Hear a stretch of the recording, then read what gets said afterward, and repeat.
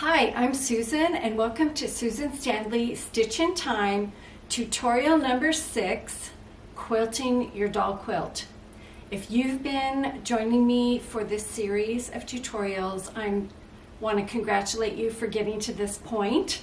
We are nearing the end of getting our little quilt put together to use. I'm so glad you're here. We're almost there. You have done so much so far. We've cut out the fabric, we've stitched 2 patches, we've stitched 4 patches, we've compiled them into rows, and then we've put those rows together, and then we basted our quilt in preparation for quilting. And so here we go. Along the way, I have encouraged you to use a thimble, and today more than ever you will find out why it's so helpful to have. I hope you've become used to wearing your thimble and it's not quite as awkward. It's just like riding a bike. At first it takes a little bit of an adjustment, but I think over time you will learn to love your thimble and appreciate that you have it on your finger. Today we're going to begin the slow stitching process of hand quilting. And hand quilting is another skill that improves over time and experience and with lots of practice. As with everything, you need to be kind to yourself. You're learning something new. Things will improve over time. Your first stitches may feel awkward, but you will look back and smile someday as you see your progress. I hope you've seen progress throughout this series, and I know many of you have mentioned that you have. So I'm thrilled that you're enjoying the process and learning a new skill. For some of you, this is not a new skill, and I'm so pleased. There are people joining me who are seasoned quilters, and I'm so thrilled you're here as well. I hope there are some children, I know there are a few, who are learning. Obviously, this is just the very first step. So let's look at the skills and the steps that you need to get your quilt quilted. What will we need to get our quilt ready for quilting? Well, we've done the hard part. We basted it. Last time I showed you in tutorial number 4 how to baste your doll quilt, and you should have it all basted and ready to go. You're also going to need your scissors. You'll need your cream 103 thread, and I've got mine in my thread papers. You'll need your thimble. You'll need your waxer. You'll need your pin cushion, and you will need 2 of your needles. You're going to need the same needle we used last time to baste, which is your milliner's number 5. It's your biggest needle on your wool card, on your wool. And you're going to need your crewel needle number 9 for quilting. Put those in your pin cushion. And the last thing you're going to need is your Bristol ruler. And we're finally going to get to use this.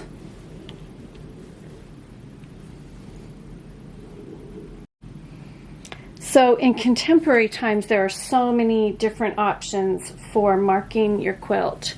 But today we're looking at what would have likely been the process for marking a quilt in 1840. And these Bristol papers were in early rulers. And they were used to mark all sorts of things and as a gauge. You could even mark the edge of your quilt by putting a hash mark on the paper for the length, and then go here to see if it's the same length all the way across. But we're going to use this today to mark our quilt for quilting. And I know you probably think, why wouldn't you use the pencil? Well, I don't see evidence in the antiques that I've handled and the primary sources that I've read to show that there was a lot of heavy pencil using for marking in 1840. What was typically done is to make a score line. And so we're going to find a diagonal close to the middle. And we're going to go through the center points, and we're going to lay our Bristol ruler along the edge, and we're going to score a line on this side of the Bristol using the eye, the top of the needle, the eye side of the needle. Now, if you're working with the child, be careful. This is sharp and really, really painful if you stab yourself. We're going to hold this down, and we're going to score a line into the fabric. And we're going to do one diagonal line at a time. So we're going to score a line, quilt it, and then score another line. We're going to scoot this down.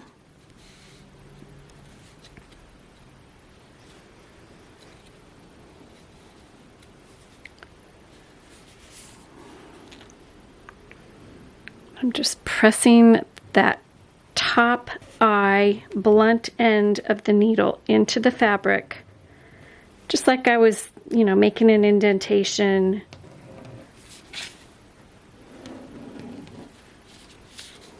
Okay.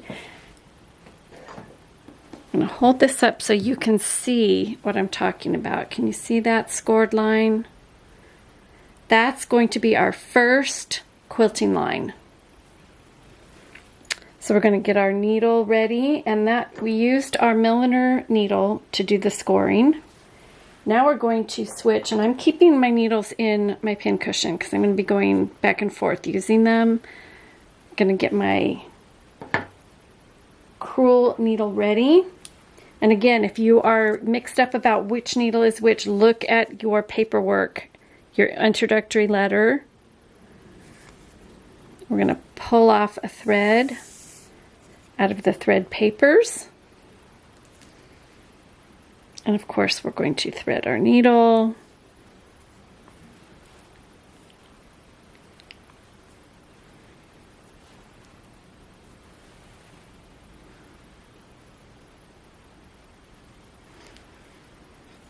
All right, we'll condition our thread.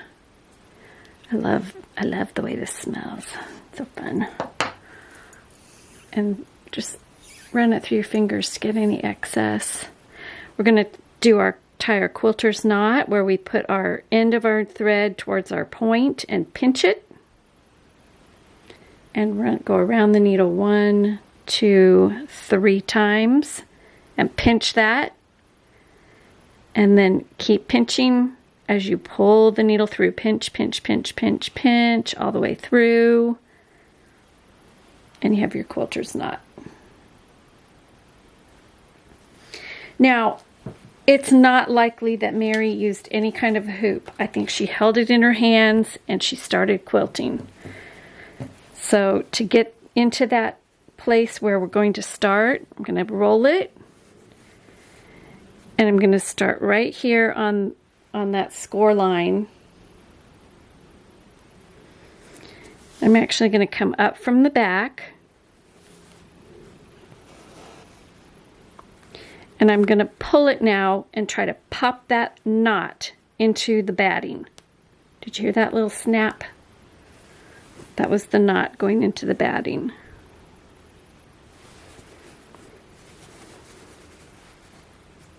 And on that scored line, we're going to try to make, get your thimble, teeny tiny stitches. And I don't want you to be discouraged if your stitches are not as tiny as you would like. The important thing is that they go all the way through all the layers and that they are consistent.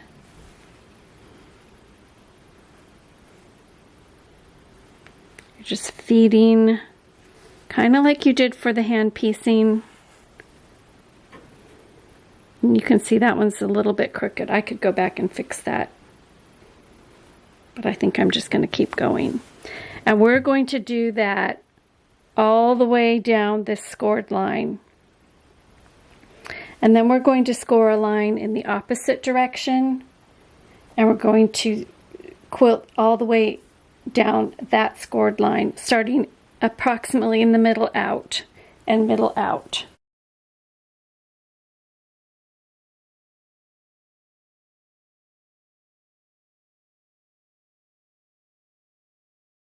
So that's what I've done here. It's kind of the middle. It's more towards the edge, but kind of the middle out and out. And we're going to do that all over the quilt. Then we're going to just continue quilting on all directions. All right. Now, sometimes it's easier to have it flat on a table and put your hand up under it like this.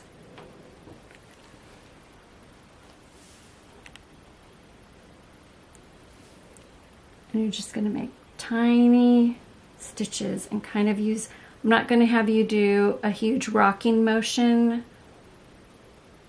because I think Mary would have probably poked and stabbed.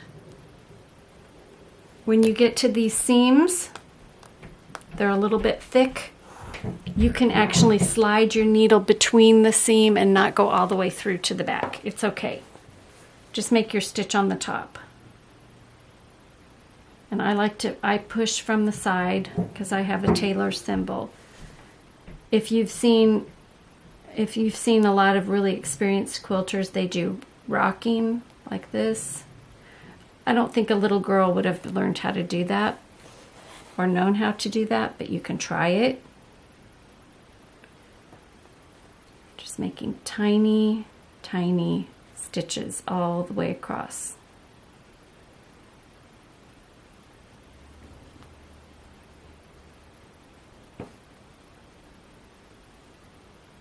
And if I think my stitch is too long, I just back it out. Okay, and we get up to our linen thread right here. We're going to snip it. We don't want to stitch over it. We don't want to stitch through it. That would distort our stitch. We're just going to snip it and get it out of the way. Pull that one back. And I can still see that scored line.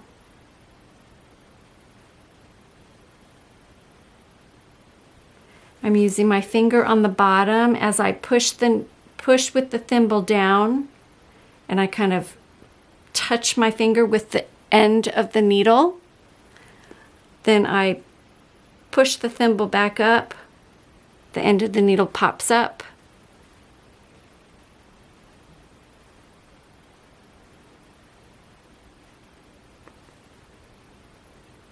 We're stitching a kind of a big stitch, like a little girl who is just starting. Okay, and we'll just keep going all the way across. And you just find what is comfortable for you, either pulling it in, rolling it, or holding it from the back. Whatever is comfortable for you. If you want to practice on a blank, just on a layer of fabric, a scrap, and some batting to just get the feel for it before you start committing to stitches, you can do that too. Try to resist the urge to pull your stitches out if you're not pleased with how they look. If they're really crooked and out of whack, you can see I'm not in my element because I'm filming here. But you can see these aren't perfect.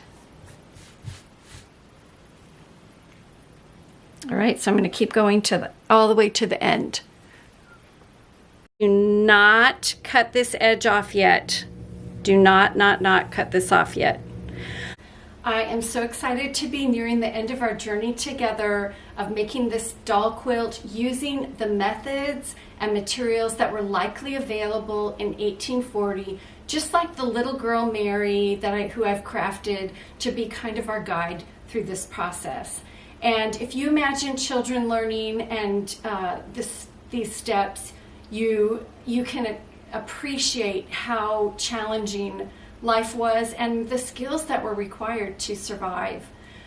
I hope you're learning new skills unless you're a seasoned quilter. I hope you're becoming aware of the beauty of slow stitching and the process and just slowing down and enjoying each step of this crafting this quilt along the way. Today we looked at how to begin hand quilting your doll quilt. Please post your progress on hashtag #first_stitches. I'll link that below. I know everyone is at a different level, and I'm thrilled for all of you being brave and taking these first steps into learning something new.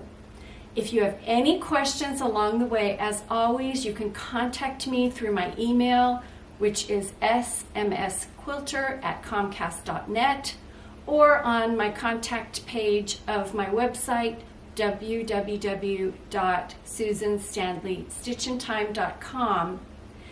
The next tutorial, after you finish putting all your quilting stitches in, will show us different ways to bind your quilt. And I hope that you'll join me. Please hop over to Stitched Stories episodes to learn a little bit more about life in St. Louis and some of the things Mary was likely experiencing in 1840 in that bustling city on the river Mississippi. Thank you for being with me today, and as always, make time for stitching.